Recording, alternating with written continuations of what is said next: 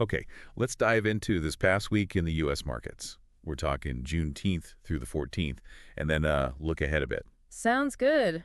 We've pulled together market reviews, econ data like CPI, jobless claims, corporate news, policy stuff. Right, the usual suspects. And our job here is to, well, sift through it all for you. Pull out what really matters. Yeah, cut through the noise, give you the key insights quickly, because it was quite a volatile week, wasn't it? It really was. Looked strong midweek, but ended surprisingly negative. Completely reversed. Exactly. So the big indices, Dow, S&P 500, NASDAQ, they actually finished down. Lost, what, 1.3% on the Dow? S&P down 0.4%, NASDAQ 0.6%. Wiped out what looked like a third straight positive week. And that shift, it happened really fast on Friday, didn't it? What were the things people were pointing to? Well, a couple of big things. First, you had the escalating conflict, Israel-Iran tensions flaring up again. Right, and that immediately hit oil prices. Yeah. Sent them higher. Exactly. Classic risk-off trigger. But then there was this other kind of unexpected news. Reports that Walmart and Amazon were looking into issuing their own stablecoins. Stablecoins, huh? Why would that spook the market? That seems a bit specific. Well, think about it. If giants like Walmart and Amazon create their own digital currency for payments. They could bypass the existing payment networks. Visa, MasterCard, that kind of thing. Precisely. That's potentially huge disruption for a massive established industry. So, yeah, that sent some ripples. Okay, I see the connection now. Big implications. What about individual companies? Any big movers? Definitely saw some action there. Oracle, for example, surged, up over 13%. Wow, that was on their earnings, right? Yeah. Cloud and AI doing well. Yeah, strong cloud and AI results. Fits that whole AI narrative we keep seeing. But then on the other side, J.M. Smucker, Oh yeah, they dropped quite a bit. nearly 16% down. Disappointing outlook.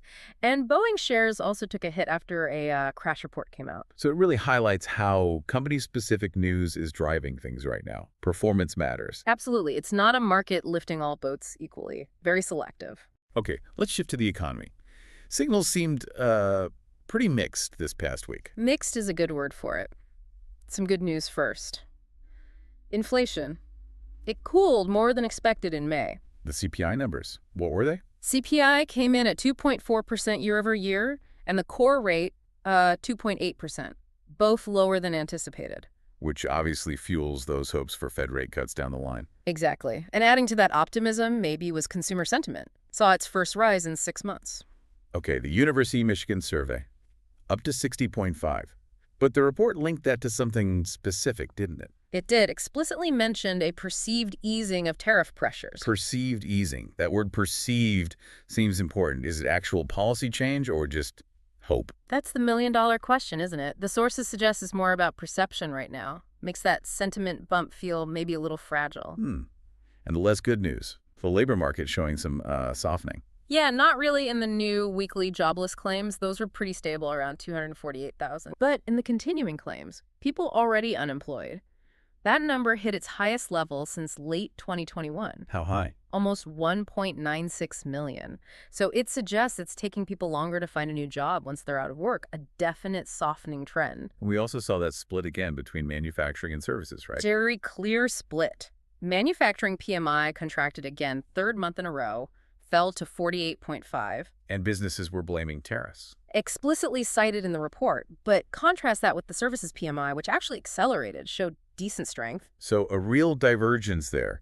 Goods producing sector struggling, services holding up. Paints that picture of a two-speed economy. Then there was the Q1 GDP number revision. Still showed a small contraction, negative 0.2%, but there was a story behind that headline number. Big one. Yeah. That contraction was heavily influenced by companies rushing imports before expected tariffs hit. They pulled orders forward. So it distorted the picture. Exactly. If you look at underlying domestic demand, what economists call real final sales to domestic purchasers, that was actually positive, up 2.5%. So the trade uncertainty really skewed the headline GDP, which brings us back to policy and geopolitics. Yeah, the ongoing uncertainty around trade, even with some temporary tariff postponements, and then that immediate market jumpiness from the Middle East, it just shows how sensitive markets are to these external factors. They're just constant background noise, or sometimes foreground noise. Yeah. Okay, let's look ahead. This week, June 16th to 20th, what's the main event? Oh, it's all about the Fed. FOMC meeting concludes on Wednesday, June 18th. And nobody expects a rate change, right? Almost zero chance, like 99.7% probability of a pause, according to futures markets. So what are people watching for? It's all about the communication. The dot plot, that's where the Fed members pencil in their rate expectations for the future. And of course, Chairman Powell's press conference. Looking for clues on the path forward and how they view inflation, especially with those trade tensions maybe bubbling up again. Absolutely. How do tariffs factor into their inflation outlook? That's key. And analysts are split some see two cuts this year. Deutsche Bank only sees one now. So lots of focus on those signals. Any other key data points this week? Tuesday is pretty packed, actually. We get May retail sales. Bank of America thinks it'll be flat, so that's a big check on the consumer. Are they still spending? And industrial production for May, too. Yeah, Another look at manufacturing. right. Two important pieces for the Fed to chew on just before their decision. Earnings calendar is lighter, though. Okay, so macro data and the Fed dominate. Policy and geopolitics remain wild cards. Pretty much sums it up. So if we step back and try to put this all together, Yeah. what's the big picture message from all this info? I think it's a market and an economy, really, grappling with crosscurrents. You have clear signs of resilience, inflation cooling, sentiment ticking up a bit. But also clear headwinds. Manufacturing hurting, that labor market softness creeping in, trade policy fog, geopolitical risks. Exactly. It's anything but a clear picture. Conflicting signals everywhere you look. And the Fed is trying to navigate this same messy landscape just like the rest of us. Makes their communication this week even more critical, doesn't it? Hugely important. But even they don't have a crystal ball here. Okay, here's a final thought then, something for you, the listener, to maybe mull over.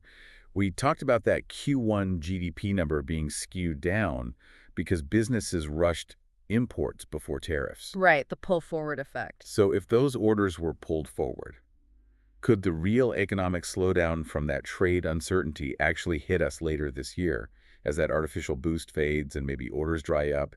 Is the main impact still coming? That's a really interesting question. The timing lag is definitely something to consider. The full impact might not have played out yet. Something to keep in the back of your mind as you watch things unfold. Keep digging, keep forming your own view.